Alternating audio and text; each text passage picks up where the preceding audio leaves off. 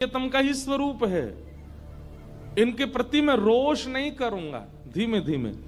और जब बुहारते थे तो अपने नेत्रों से ध्यान पूर्वक ब्रज की रज को देखते थे। कहीं कोई चिन्ह दिख जाए, कहीं किशोरी जी के चरण रज दिख जाए, कहीं ठाकुर जी के चरण दिख जाए। करते करते जब वर्षों बीत गए तो किशोरी जी के मन में भाव आया, हम नित्य रास के लिए वृंदावन में जाते हैं और पूरे वृंदावन को सुव्यवस्थित महात्मा करके रखते हैं, और इनकी एक ही अभिलाषा है कि हमारे चरण चिन्ह इनको दिख जाएं। एक दिन किशोरी जी ने उनको अपने चरण चिन्ह का दर्शन कराया। वो चरण चिन्ह देख करके उनके मन में विश्वास हो गया कि हे श्यामा जो चरण चिन्ह है, इसका मतलब चरण भी है, और चरण है तो मतलब आप भी हो। जब चरण चिन्ह तक ले ही आई हो तो आप अपने दर्शन भी करा दो। अब अगली उनकी स्थिति हो गई कि अब चरण चिन्ह नहीं, अब तो प्रत्यक्ष किशोरी जी को देखना है। लेकिन हमारे ब्रज की एक परंपरा है कि जब तक किशोरी जी की सखियां अनुमति नहीं देंगी ना, तब तक किशोरी जी के दर्शन नहीं हो सकते। इसलिए ललिता जी को मनाओ, विशाखा जी को मनाओ, यमुना जी को मनाओ, गोपेश्वर महादेव को मनाओ। सखियां जब रीझ जाएंगी तब किशोरी जी से मिलना होगा। वृंदावन रस अलग है। अभी हम 15 तारीख से जो कथा करने वाले हैं वो वृंदावन रस के ही ऊपर है।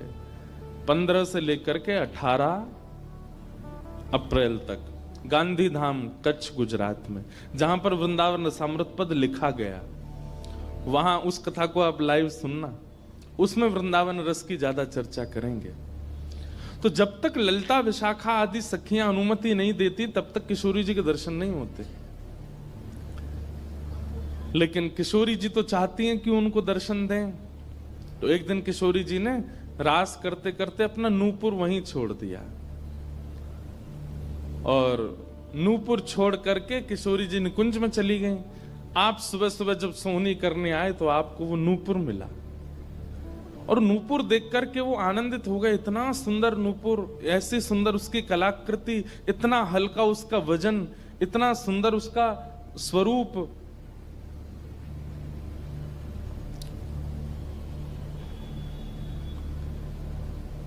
आपके मन में भाव आया कि कोई बड़े घर की लाली होगी, उसका रह गया होगा, मैं रख लेता हूं, कभी कोई मिलेगा मांगने आएगा कि भाई हमारा नूपुर दो तो मैं दे दूंगा।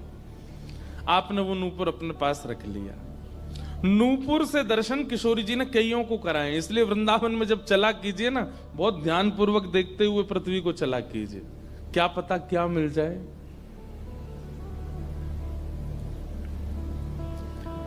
सूरदास जी को भी नूपुर से ही दर्शन हुए किशोरी जी के, और आज इन महापुरुष को भी हो रहे हैं। मुझे नाम स्मृति में नहीं आ रहा है, शायद संभवतः श्याम चरण दास जी नाम था।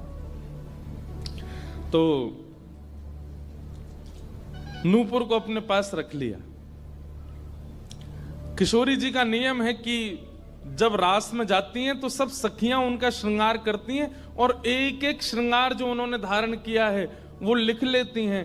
कानन में कुंडल पहने हैं, गले में ये हार पहना है, उसके ऊपर मोतिन की माला पहनी है, फिर गुंजा माला पहनी है, फिर नवलखा के हार पहने, हाथन में इतने कड़ूला पहने हैं, पैरन में पाजे। क्यों? बोले रास में श्याम सुंदर आते हैं, पता ना काचोरी करके भाग जाएं। अगर एक कम रह जाए तो फिर ठाकुर जी की शामत कहाँ है, हमारी श्री जी का श्रृंगार बताओ। इसलिए सब सखियां जो हैं किशोरी जी के सिर से लेकर नख तक एक एक श्रृंगार को लिख लेती हैं पहले, रास में भेजने से पहले। और फिर रास में आने के बाद, रास से आने के बाद फिर सब सखियां एक एक श्रृंगार, एक बोलेगी हाँ भाई कानन में ये कुंडल हैं, सिर पर ऐसा सुंदर वो है, गले में ऐसी माला है, हाथन में कड़ूला, पामन में ये 2 पाजेब हैं, सब गिनती करो। और एक एक करके उतारती जाती है सखियां। आज किशोरी जी के चरणों का एक नूपुर नहीं है। शाखा आदि बोली, हे श्यामाजू आपका एक नूपुर कहां गया? बोले अरे मो तो पता ना है, सके नृत्य करते करते रह गए हो वृंदावन में। ललिता विशाखा बोली,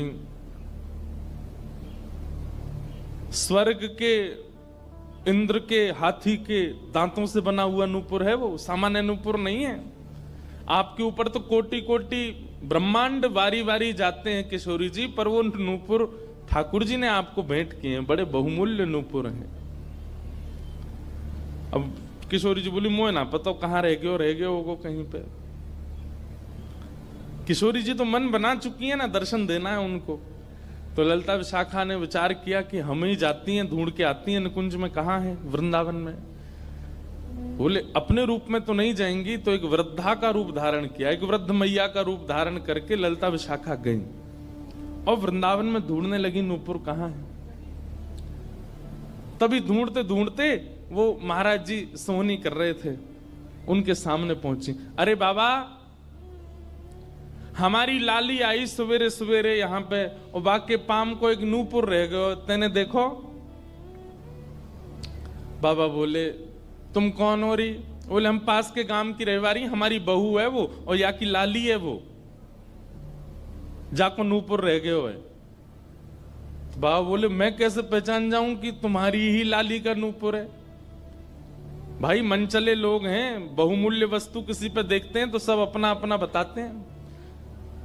रोड में अगर 100 रुपया गिर जाए और 50 लोग वहां से निकल रहे हों, कि कोई पूछे भैया 100 रुपया किसका, सब अपनी जेब चेक करते, भले ही कुछ लेके नहीं थे, भले ही जेब में कुछ नहीं था, फिर भी देखते लग तो मेरा ही रहा थे, मेरे जेब में 100 रुपए तो थे।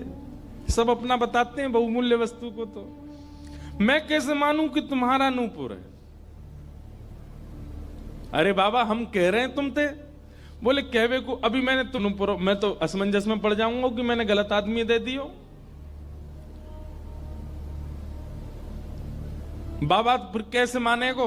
बोले एक नूपुर मेरे पास है, एक नूपुर तुम्हारी बहू ने ही पहन रखो होगो, वाकू ले आओ और यहां ला करके मुझे पहले नूपुर की पहचान करा तो मैं दूसरा दे दूंगा। ललिता विशाखा बोली बड़ो चतुर बाबा है, श्री जी को बुला रहा है। अरे बाबा तो शर्म ना आवे, ऐसी घर की बहू बेटी ने हम तेरे पास लेके आवेंगे? बाबा बोले तो फिर चले जाओ, तुम पे भैया खूब धन धान्य, दूसरों नूपुर बनवा लियो, जो मुंह पे ही रहने दो। ललिता विशाखा बड़ी चिंता में लौट करके आई तो किशोरी जी बोली क्या बात है, आप इतनी चिंतित क्यों?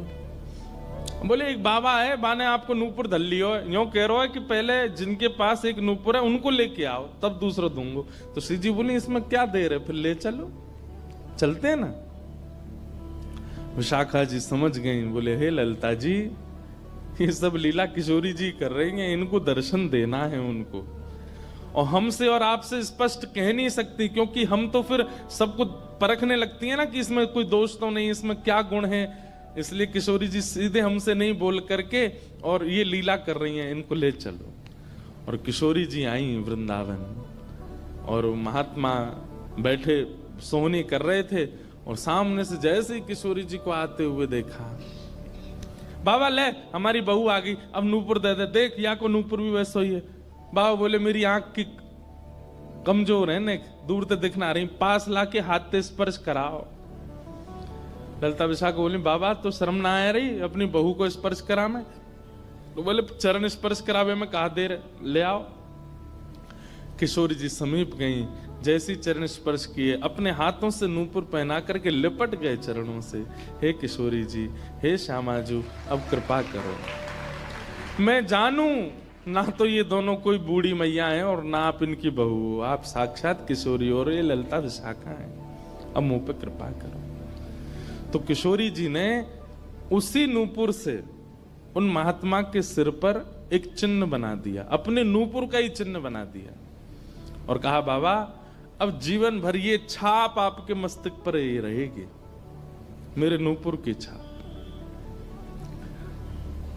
उन महात्मा के मस्तिष्क पर जैसे हमारे तिलक दिखता है, ऐसे प्रत्यक्ष नूपुर की छाप प्रत्यक्ष सबको दिखने लगी। अब ये तो थी उनके ऊपर कृपा, लेकिन इससे क्या हुआ कि वे महात्मा लौट करके जब अपने आश्रम आए तो उनके गुरुजी ने जब उनके माथे पर देखा तो वो बोले हे तुमने अपने गुरु के द्वारा दिया हुआ चिन्ह बदल दिया, हमने जो तुमको तिलक दिया तुम वो क्यों नहीं लगाते, ये क्या लगाए घूम रहे हो? तो हाथ जोड़ के निवेदन किया गुरुजी ये कोई तिलक नहीं है, ये कोई चिन्ह नहीं है, ये तो मेरी किशोरी जी ने कृपा करके अपने नूपुर का चिन्ह मुझे दे दिया है। तो गुरुदेव बोले हाँ तू बहुत बड़ा भक्त है ना, किशोरी जी आकर के तुझको चिन्ह देंगी। कोई माने नहीं, सब बोले जाओ इसको मिटा के आओ और जो मैंने तुमको चिन्ह दिया है वो लगाओ। अब पहले तो उनके हाथ कांपे कि मैं इसको कैसे मिटाऊं। लेकिन गुरु आज्ञा से ऊपर कोई नहीं। देखो ये गुरु निष्ठा होती है। किशोरी जी ने भले ही चिन्ह दिया, लेकिन गुरु आज्ञा है तो ठीक है। गए यमुना जल से, सुबह से शाम हो गई मिटाते मिटाते, लेकिन वो चिन्ह मिटा नहीं उनसे। शाम को लौट करके आश्रम आए तो गुरुजी बोले, मैंने तुझे सुबह टोका था ना ये चिन्ह मिटा के आ, और तू अभी भी नहीं मिटा रहा। बोले गुरुजी मैंने प्रयास तो बहुत कर लिया, लेकिन ये मिट नहीं रहा है। तब भी उनके गुरुजी माने नहीं। अब तो महाराज ये होने लगा कि गुरुजी को इतना क्रोध आ गया कि ये इतना हट कर रहा है कि हमारे द्वारा दिया गया तिलक चिन्ह उसको अस्वीकार करके और ये मनमुखा चिन्ह लगाए घूम रहा है माथे पर। गुरुजी ने सब अपने परिकर के लोगों को बैठा करके पंचायत करी आश्रम में। बोले इसको निकालो। जब हम में श्रद्धा नहीं, हमारे स्वरूप में श्रद्धा नहीं, हमारे तिलक में श्रद्धा नहीं, तो क्यों रहता है यहाँ पे? वो रोते रोते बोले गुरुजी मैं सत्य बोल रहा हूं, ये किशोरी जी ने चिन्ह दिया है और मैं खूब प्रयास कर रहा हूं। नहीं तो आप प्रयास कर लीजिए, ये मिट नहीं रहा है। अच्छा अब हमसे चाहता है कि हम तेरे माथे को छू करके मिटाएं? नहीं माने। तब उन्होंने नेत्र बंद करके किशोरी जी का स्मरण किया, हे श्यामाजू मैं किसी को प्रमाणित ये नहीं करवाना चाहता कि आप मुझे मिली हो, पर मेरे गुरु के चित्त में मेरे प्रति अविश्वास आ रहा है, इसके लिए कोई आप लीला करो। तो भगवान के सखा श्री सुबल जी की ये आराधना करते थे। ये जो महापुरुष थे ये ठाकुर जी के सखा सुबल का चिंतन करते थे कि कभी मैं ठाकुर जी से मिलने का मन हो तो सुबल, जैसे भगवान के सखा है ना, तन सुखा मन सुखा धन सुखा मधुमंगल श्री दामा सुबल, तो ये सुबल का चिंतन करते थे कि सुबल कभी कृपा करेंगे तो मुझे ठाकुर जी से मिला देंगे। ऐसे सखियों का चिंतन करते हैं किशोरी जी के दर्शन करने वाले, और सखाओं का चिंतन करते हैं ठाकुर जी का दर्शन करने वाले। तो इस सुबल का चिंतन करते थे। तो किशोरी जी ने सुबल को बुलाया। सुबल आए, श्यामाजू आज्ञा करो। बोले आपको हमारा एक काम करना है।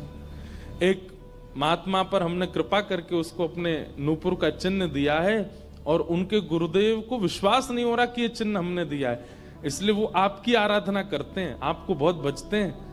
आप जाकर के हमारी तरफ से ये प्रमाण दे दो कि हमने चिन्ह दिया, क्योंकि उस सभा में कई लोग ऐसे हैं जिनको मेरे दर्शन का अधिकार नहीं है और मैं तो जाना चाहती हूं पर ये ललिता विशाखा मुझे जाने नहीं देंगी, इसलिए आप जाकर के वहां प्रमाणित कर दो कि ये चिन्ह मैंने दिया है।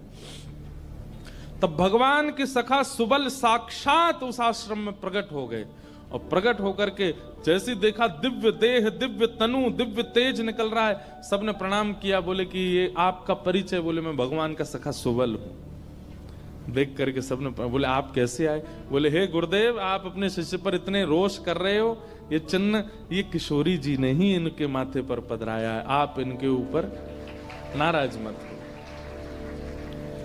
अब सुबल प्रमाणित करके चले गए। अब क्या हुआ? गुरु जी को आत्मग्लानि होने लगी।